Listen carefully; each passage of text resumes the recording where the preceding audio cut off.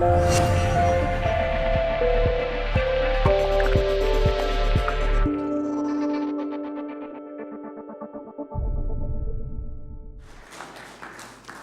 my name is Sam. I'm one of the co-founders of the Sun Protocol. The company now is called, we changed the name, it is now also called the Sun Protocol GmbH, so a German limited, and I'm from Germany. So maybe to start, I'd like to ask you for a favor. You can either close your eyes or just listen to me. I'd ask you for the favor to think about for a minute today, what you did today that did not involve energy as a means of being able to do it. So what did you do today, besides, that any action that you did today, any function you used, anything you used that did not need energy to be there, besides breathing and your body functions, of course.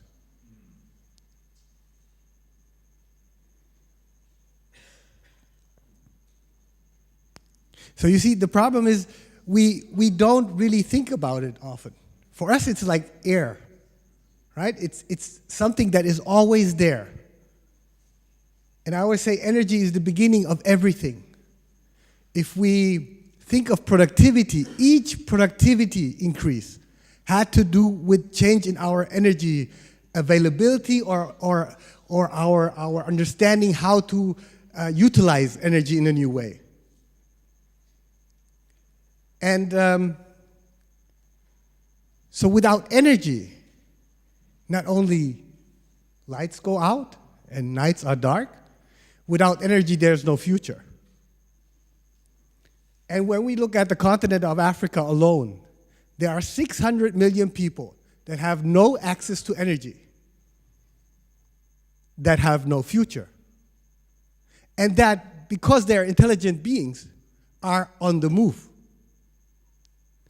Now, our spontaneous reaction as societies at the moment, somewhere between 10 and 30% of our societies want to build walls,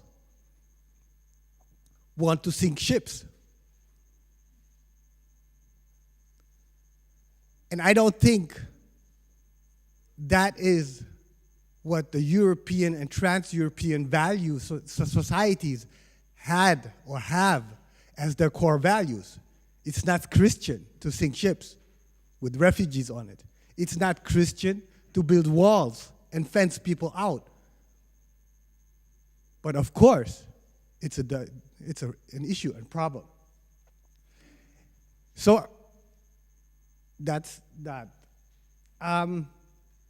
So without energy, people will migrate permanently.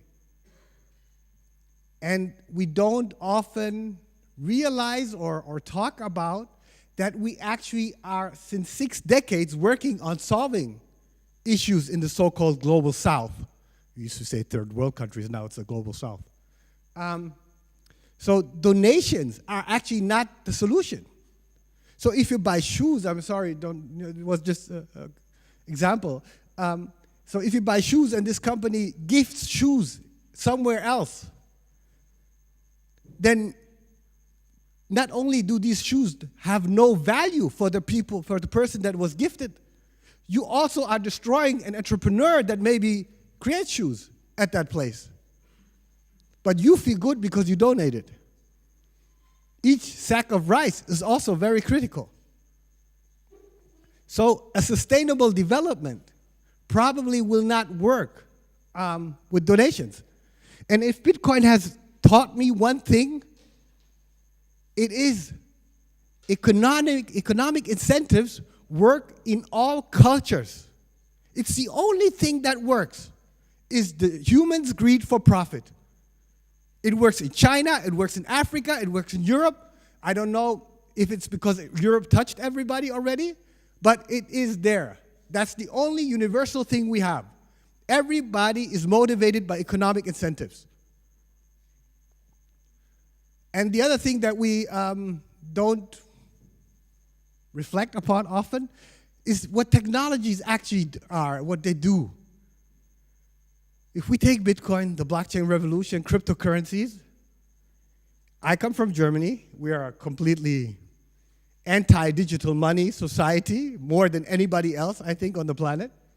So we love our cash. Yeah. And actually, if you're honest, nothing is more anonymous than cash. Yeah. Nothing is quicker than Visa. Yeah, in a certain way. Nothing is more reliable than my bank, because I can call them. I can say, sorry, I messed up. Can you please fix it? Yeah. Yeah. There are certain systems where you can't do that. Yeah. But these are all the legacy systems. So they are blocking. We are used to them. They are giving us comfort. They are giving us services. And they're there. So it's much more difficult for new systems like Bitcoin or the blockchain to actually reach a mass adoption. Because the legacy systems are there. And they're not bad or evil or anything. No entrepreneur, none, would ever change his system just because you say it's better. So that's a real issue with the circular economy. As long as we don't put the values that are important, like CO2 or the garbage, yeah, into the calculations, into the actual. You said you were at KPMG, yeah, into the actual, what's the English word? Betriebswirtschaft, the actual business calculations. If it's only about profit, then people will concentrate on profit. But what happens if you take technology to places where there are no legacy systems? Remember SMS? We used to send it around to text, and not often, really. M-Pesa is a mobile money system that started as an SMS system. Today, in Kenya, 40% of the gross domestic product, 40% of every single transaction in that country is done by M-Pesa. Because there were no banking systems in smaller cities and on the countryside. Because it was much easier to send money back from the big city to the parents in the villages. That's what technologies can do in other regions, where we are still texting. In Shanghai, it said that some hotels give out telephones to Europeans and Americans, so they can use Alipay and WeChat. Because even on the street, you cannot buy anything anymore without having Alipay or WeChat. What do we do with messenger systems? We organize our kids. And why? Because we had legacy systems. We didn't need it to send money through messengers. It's not because we're stupid, and it's not because anybody is evil. It's just a question of legacy systems and adoption. So we have to look where technologies actually can create more, and I believe they can create more in other regions in the global south. And that brings me to the last point. If you think about it, we used to talk in the 90s or 80s about Asia and the tiger states, right? The tiger states are now all there, yeah? They grow into real tigers. So Africa probably will create, on the continent, there will be the next kind of growth dreams come true. It's already starting. If you look in Lagos, Nigeria, or Rwanda, Kigali, Kenya with Nairobi, there are digital hubs actually popping up, right? Rwanda is actually so far that Volkswagen decided to build a factory not to sell cars, but to create cars for a sharing economy. So a kind of something they would never do here, but they understood this is the right thing to do now. And this is what is called leapfrogging, right? Technologies enable other societies, other regions, to actually jump over our linear development. And that is what we have to look for. If we want to change something, we have to enable other regions to leapfrog, not to copy what we do. Because nobody's honest if they say that we want the world to, share. We all live like this. It's not possible. If the world would live like Europe lives, this planet would be gone in not a decade. And we have to be honest about it. We don't want to source down, cool, but we cannot let them come up. And now? So we have to find new ways, and leapfrogging is one of that ways. You don't have to go through all the coal shit to create energy in Africa or South America. You can now use other technologies. And like the leapfrogging, we are a fusion as founders. It's on the right. Aida Schreiber and Thorsten Schreiber, the founders are of Africa Green Tech. So they already created a business that actually brings renewable energy to African villages. And on the left, the crazy cryptos, me and especially Shebnem Ruzichka, who's a computer scientist who, for 10 years, researched at Siemens and worked at Siemens with peer-to-peer energy systems. And we already found a lot of supporters that have the same vision, that share the same vision that we crypto or environmentalists actually share, and that is the strong belief that every single human being on this planet has a damn right to live in freedom and self-determination. Full stop. And that it is our obligation as those that are living in such a good condition, not to solve everything, but to try to do something about it. And that is why we are, and we formed the Sun Protocol. So our idea is not to bring blockchain, Bitcoin, or Dash, or Ethereum, or whatever to African villages. Our idea is that decentralization starts locally. And it's kind of, I always said, blockchain is actually, for me, the technology of the German cooperatives of the 19th century. We call them Genossenschaften. I don't know, there's no, I think, English word for it, and I don't speak Dutch. So, but these Genossenschaften actually, they were systems in Germany in the 19th century because small farmers didn't get credits.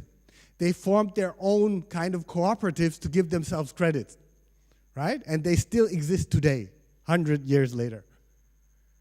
Back to our system. So we start with solar energy. The solar attainer is Africa Green Tech solution that they use. So they create solar power, electricity, I mean.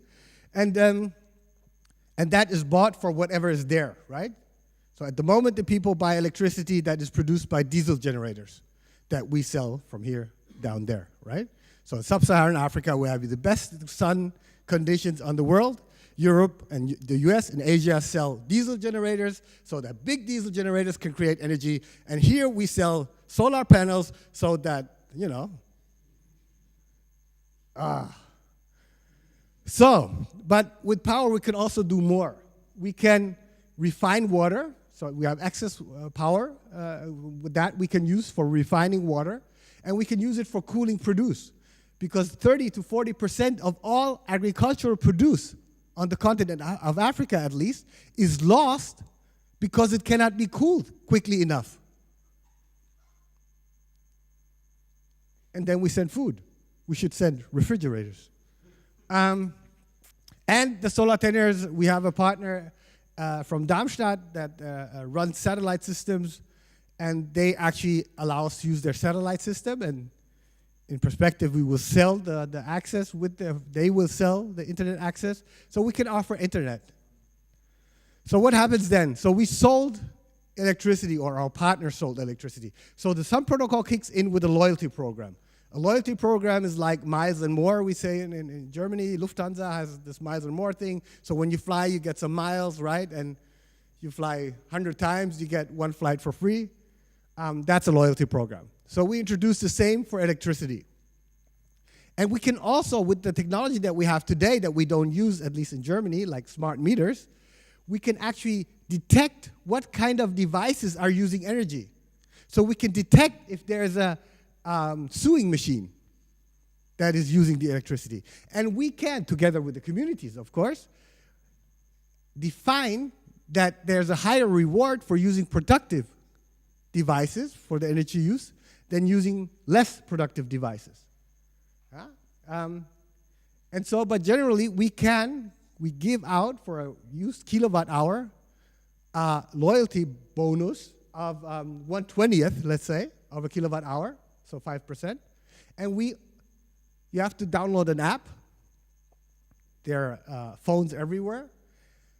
And this app is the wallet. So that's where we start, right? No blockchain without a wallet. So that's the token, how the token comes to life. And through that, the token gets a stable value. A value in exactly this 1/20th of a kilowatt hour. Because everybody in the village, in the community, knows he can go to the energy producer and give him the token or send him the token, and he gets this amount of energy. We call it an energy standard because we strongly believe that this is how money starts. It's not about value, it's about exchanging values. And may it be the barber that can use energy very well for his electrical devices, or may it be that somebody has too many tokens, or may it be that there's no trust in the system. Somebody will start from himself, herself, to exchange tokens for something else. And that is actually the beginning, because then you can create, or you can activate the transaction fees, and then you have an incentive mechanism to actually, through an equipment pool, microfinance nodes, computers. They don't have to be our 2,000 euro computers, but they have to be a bit more than a phone, at the moment at least, from technology-wise. So you spread nodes. And the economic incentive for the person in the community is, of course, that he or she gets its shares from transaction fees. And then you have actually a basis for each village they can use to transact with others, with other villages, or with corporations from any kind of other place. And then you don't have to use Nestle's accounting system, but you use the village's accounting system for Nestle to be able to actually show that they are keeping up with any kind of standards. Because then it's embedded, the blockchain, if you take a smart contract able blockchain, which even Bitcoin will be soon, then you can also put in there a lot of mechanisms to actually certify things, right? So this is a big market in itself. And the best thing is it's real. It's not, I mean, we're not there yet, but the energy production is there. It's not only Africa Green Tech. There are many other companies, but Africa Green Tech is our starting partner and our founding partner. I've been, this is pictures of, I've been in September to Mali in West Africa, and this is an amazing village. They were told that it was not possible to fund a solar antenna for their village because the grid, because nobody wanted to pay for the grid. And they built an own grid. So that's why it's not, the poles are not so, I don't know, straight, which is very, very cool because they built it in 6 months, a complete grid for their village to ensure that the rest was paid for, was financed, yeah? Not by donations, but by private investors. And that's really amazing. And in other villages, of course, you have the normal straight poles, but you also create jobs, electricians, security people, sales. And like I said, and energy is just the beginning. Imagine what their other possibilities are if people can read at night. In a village where you don't have electricity, there's no light. People just go sleep and have kids. There are studies that prove that just bringing light into villages actually brings down the fertility rate because kids then see what the parents are doing. And it's so simple, and it's doable, and it's financeable, and it brings return. It's not, electricity is not to the moon, as we cryptos sometimes say, but it's a stable utility business. And for us, it's just the beginning because once the blockchain kicks in, of course you have transaction fees and there you can go to the moon. And this is why people or villages actually celebrate when these solutions come before they ever did anything. Because they're so eager, so willing, so needing. Because with energy, they can be productive and creative. And this guy, the welder on the right with the sunglasses, that's his security, by the way, the whole security he has. He was so upset that solar doesn't work at night.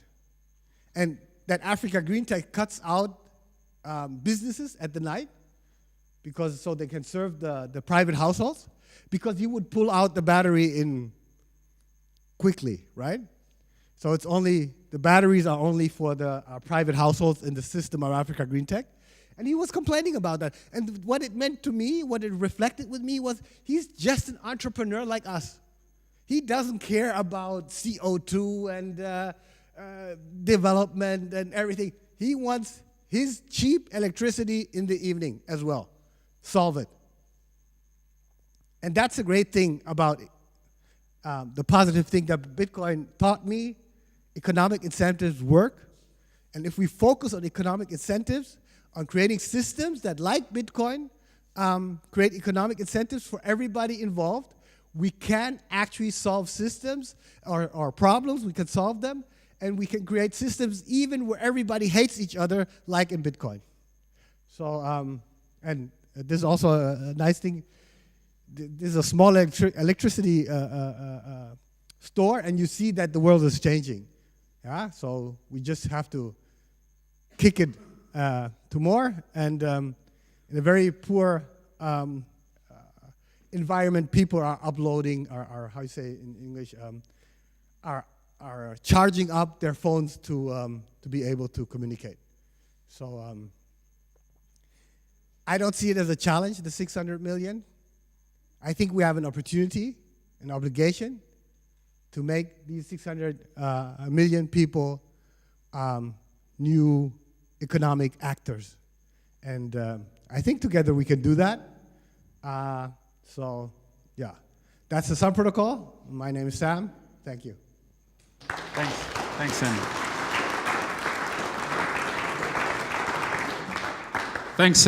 Thanks, Sam, for the passionate speech about uplifting rural society in Africa with as simple as electricity and with a local ecosystem of tokens. So let's have two questions because we're running a little bit out of time. The host. Yeah, just a question. You said you differentiate between leisure electricity users and productive electricity use. But for the guy that wanted to lassen in the dark, to use a weld in the dark, you cut him off completely. Can't you use the same incentive to disincentivize him to not use his welder in the dark? Yeah, two answers to that. So the first thing is I said we can, and there's a big discussion in our team. The computer science side says it's measurable, so we can do it per smart contract, Oracle, blah blah, it works. Yeah, it's objective.